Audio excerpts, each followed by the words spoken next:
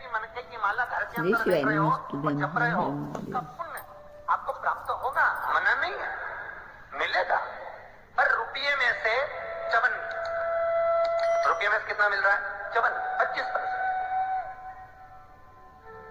वही माला आप किसी मंदिर में, देवालय में, तीर्थ में जप रहे हो, उसका पुण्य मिलेगा केवल आधा, 50%, मात्र 50।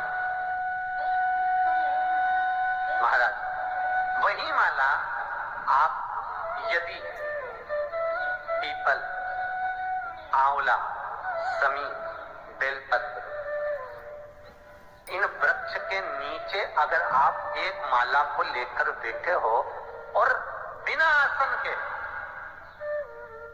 समी के वृक्ष के नीचे आप कोई मंत्र जप रहे हो, कोई बेलपत्री के पेड़ के नीचे मंत्र जप रहे हो, कोई आंवले के पेड़ के नीचे मंत्र जप रहे हो, किसी पीपल के वृक्ष के नीचे मंत्र जप रहे हो, तो वहां आसन लगाने की जरूरत नहीं होती। बिना आसन के अगर आपने एक माला का एक मन का भी अगर जपा है, शिव महापुराण कहती है, विष्णु पुराण कहती है कि 100% पुण्य आपके खाते में उस मंत्र का फल प्रदान कर देता है। उस मंत्र का शिव महापुराण की कथा, लिंग पुराण की कथा, विष्णु पुराण की कथा, पद्म पुराण की कथा कहती है कि किसी वृक्ष के नीचे, जिन वृक्षों का गुणगान हमारे शास्त्र करते हैं, जिन वृक्षों का गुणगान हमारी पुराणे करती हैं, उन वृक्ष के नीचे अगर एक मंत्र का मन का भी फेरा जाए तो उसका पुण्य हजारों गुना प्राप्त हो जाता है, आप रूप प्राप्त होता है अपने आप।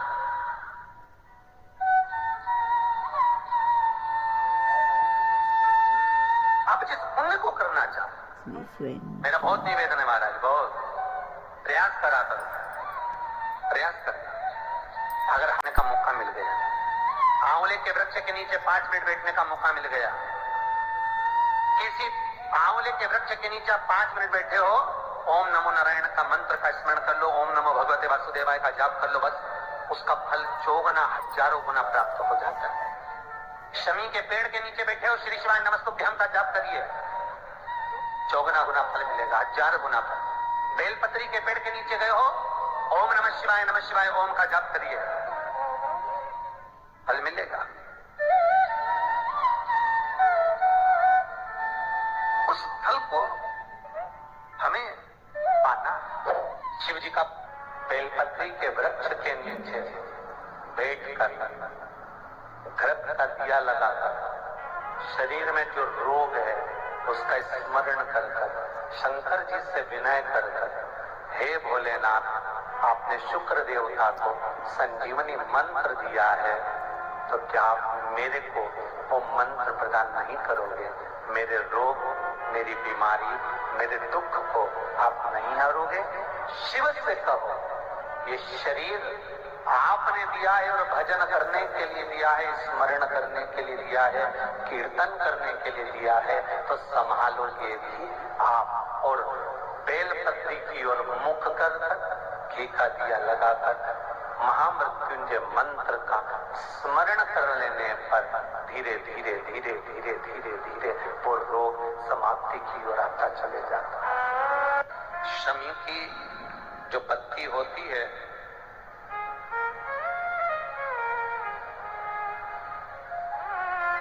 शमी की जो पत्ती होती है, एक पत्ती में जितनी पत्तियां लगी होती हैं और एक पत्ती के अंदर, जरा ध्यान देंगे, जैसे इस पत्ती में ढेर सारी पत्तियां लगी हुई है, उस पत्ती में से भी एक पत्ती तोड़ोगे और एक पत्ती तोड़ने पर उस पत्ती को भी अगर गिनोगे तो उसमें बहुत सारी पत्तियां होती हैं। आज प्रयास करना, अगर कहीं आपको शमी की पत्ती मिले तो जैसे ये पत्ती, इस पत्ती को तोड़ा गया, इस पत्ती में से एक पत्ती निकाली गई और एक पत्ती निकालकर आप धीरे से रखना, उसमें भी बारीक बारीक बारीक बारीक बारीक बारीक बहुत सारी पत्तियां नजर आती हैं। शिव महापुराण की कथा कहती है, जो सोमवार की अष्टमी हो या प्रदोष का व्रत हो या 12 महीने की शिवरात्रि हो या किसी भी दिन प्रदोष काल के अंतर्गत शंकर भगवान को एक शमी का पत्ता कोई भूलवश भी समर्पित कर देता है, तो जितनी पत्तियां होती है और उस पत्ती के अंदर भी एक पत्ती को तोड़ने के बाद जितनी पत्तियां होती है उतने जन्म मृत्यु लोक में मनुष्य के नहीं होते। 84 लाख 12 से और एक एक संहिता भगवान शंकर को समर्पित है। भगवान 6 सूत्र शिव महापुराण के हैं कि शंकर को पाने के 6 सूत्र बताएं। पहला, मस्तक पर तिलक लगा दो, त्रिपुंड लगा दो। नहीं लगा सकते तो गले में रुद्राक्ष की माला पहन लो। इतना भी नहीं कर सकते, तीसरे नंबर का सूत्र है कि भगवान शंकर का मंत्र जाप कर लो, नमः शिवाय, ओम नमः शिवाय। ये भी नहीं कर सकते तो मंदिर में शंकर जी को 1 लोटा पानी चढ़ा दो। चौथा सूत्र। 5वां सूत्र है, इतना भी नहीं कर सकते तो किसी शंकर के मंदिर के पास में से निकल कर चले जाओ तो शंकर के मंदिर का शिखर का दर्शन हो जाएगा। शिखर दर्शनम सर्व पाप नाशनम। बस उतना भी बहुत है। ये 5। और 6ठे नंबर का सूत्र है, अगर इतना भी नहीं कर सकते तो पूरी जिंदगी में अगर 1 12 ज्योतिर्लिंग पर पहुंचकर शंकर की कथा को सुन लोगे तो फिर दूसरा जन्म नहीं होता। ये 6 सूत्र शंकर को पाने के हैं, भगवत भक्ति को पाने के हैं, भगवत रसतत्व को पाने के हैं। 6 सूत्र शंकर का अनुमोदन करें। ऐसी कौन सी भूमि है, ऐसी कौन सी जगह है जहाँ शंकर नहीं है?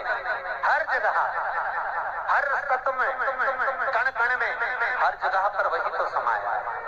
बस हमारे नेत्र परखैया नहीं है, इसलिए हम पहचान नहीं पाते। बहुत दुनिया के लोग बहुत कम पहचान कर पाते हैं। बस अंतर तब आता है एक घर के बुजुर्ग माता पिता को और एक परमात्मा को लोग अंतिम तक नहीं पहचान पाते। अंतिम तक बहुत कठिन। माता पिता सब कुछ दे देते हैं बच्चों को। एक सास अपनी बहू को जब पसंद करके आती है, जो सास कभी अपनी देवरानी जेठानी की एक अंगूठी नहीं दे वो हाफ सेट देखी जाती है। सोचो जरा, विचार करो, खुद कैसी भी साड़ी पहने पर बहू को एक से बढ़कर एक चढ़ावे में चढ़ा देती है, तैयार होने का डब्बा भी देती है, नंबर की चप्पल भी देती है, सब कुछ देती है। शादी नहीं होती उससे पहले ना जाने कितना सास बहू को दे आती है। कितना विश्वास सास का बहू पर होगा। और बहू जब पहली विदाई में घर से सास के यहाँ से जाती है तो अलमारी में ताला लगा के चाबी घर ले जाती है। सोचो, सास ने कितना विश्वास करा, सब कुछ दे दिया, और बहू ने ऐसा विश्वास करा कि चाबी तक बटोर के पहली विदाई में ले गई। क्यों? क्योंकि नंदे आई है, डोकरी निकाल के ना देते। विश्वास कहाँ, भरोसा कहाँ, पूर्णता कहाँ? भगवान शंकर की कथा कर रही है। 6 सूत्र में से अगर एक सूत्र भी भगवान शंकर का आपकी जिंदगी में आ गया तो जीवन का आनंद देने वाला हो गया। ध्यान देना, कन्यादान जो तुमने करा है उसका पुण्य तुम्हारे मरने से पहले हो सकता है कि समाप्त हो जाए। अन्नदान जो तुमने करा है उसका पुण्य हो सकता है तुम्हारे मरने से पहले समाप्त हो जाए। क्योंकि कई लोग कहते हैं हमने कन्यादान करा, हमने वस्त्र दान करा, हमने मुद्रा दान करी, हमने स्वर्ण दान करा, हमने अन्न दान करा, हमने भागवत कराई, हमने रामायण करवाई, हमने गीता करवाई, हमने तीर्थ करे, हमने व्रत करे। ये सारे पुण्य तुम्हारे खाते में है। एक पलड़े में तुम्हारे पुण्य रखे हैं, पर एक पलड़े में जो पुण्य इकट्ठे करके रखे हैं तो पाप भी तो देखो कितना करो, पाप भी तो देखो। मालूम पड़े मुंह से किसी की निंदा कर दी, उसी पुण्य में से कम हो गया। हुआ कि नहीं हुआ? अरे बोलो तो सही, अब 200 रुपए लेके आई थी, अब 200 रुपए में से खर्चा करते जा रहे हो तो होगा कि नहीं होगा खर्चा? थोड़ा गलत बोल दिया, पुण्य समाप्त हुआ। किसी को अपशब्द बोल दिए, पुण्य समाप्त हो गया। किसी के लिए गलत देख लिया, पुण्य समाप्त हो गया। किसी के लिए गलत सुन लिया, पुण्य समाप्त हो गया। हमने पुण्य तो बहुत कमाया, हमने ढेर पुण्य इकट्ठा करा। कन्यादान, वस्त्रदान, अन्नदान, मुद्रादान, स्वर्णदान, भागवत, रामायण, गीता, यज्ञ, अनुष्ठान, संत पूजा, गुरु पूजा, सब कुछ करी। पुण्य तो ढेर इकट्ठा करा, पर मरने से पहले ये सारा पुण्य तुम्हारा बोलने से, अपशब्द कहने से, ताना देने से, निंदा सुनने से, गलत देखने से समाप्त हो गया। और शिव महापुराण की कथा करती है, सारे पुण्य तुम्हारे मरने से पहले भले समाप्त हो जाएंगे, पर शिव महापुराण की कथा यदि तुमने भूल से भी 5 मिनट की भी सुन ली तो वो जिंदगी भर अटल और अमर हो जाती है, वो कभी समाप्त नहीं होती। शिव महापुराण के पुण्य कभी समाप्त नहीं होता, शंकर का किया हुआ पुण्य कभी समाप्त नहीं होता।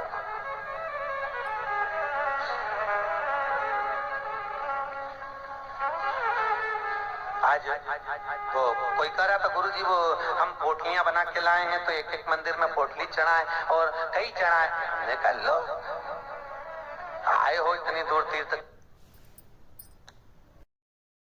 श्री शिवाय नमस्तुभ्यम। हर हर महादेव। पूज्य प्रदीप मिश्रा जी ने आज कथा में बहुत अच्छी और अचूक बातें बताई हैं। पूज्य प्रदीप मिश्रा जी ने बताया है कि हम अपने बच्चों को वो सब देने की कोशिश करते हैं जो हमारे पास नहीं होता है। एक सास भी अपनी बहू को नई नई साड़ियाँ, यहाँ तक कि गहने इतने देती है कि उसने कभी खुद नहीं डाले हों, फिर भी बच्चे अपने माँ बाप को नहीं पहचान पाते हैं। भगवान और माँ बाप को पहचानना बहुत ही ज़रूरी है। पूज्य प्रदीप मिश्रा जी की कथा से अगर आपको कोई शिक्षा मिलती है तो यही मिलती है कि हमें अपने माँ बाप और गुरु की सेवा हमेशा करनी चाहिए और भगवान के समीप हमेशा रहना चाहिए। अगर आपको पूज्य प्रदीप मिश्रा जी की कथा और उपाय अच्छे लगे तो मेरे चैनल को लाइक, कमेंट और शेयर करें। मेरा चैनल है धार्मिक वीडियो। हर हर महादेव।